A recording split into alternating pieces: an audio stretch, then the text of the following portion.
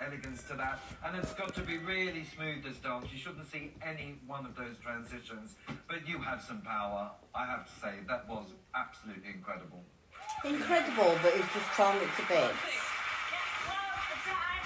You bring a different type of energy, and maybe we're not used to it, seeing a woman so strong, so powerful on the dance floor.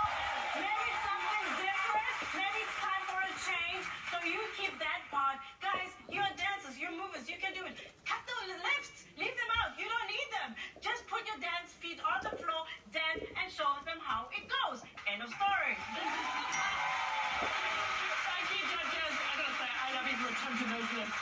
And shimmy ups. We need one with those shimmies upset. Thank you. Thank you. Off you go. Happy birthday, darling. Thank you for sharing your birthday with us.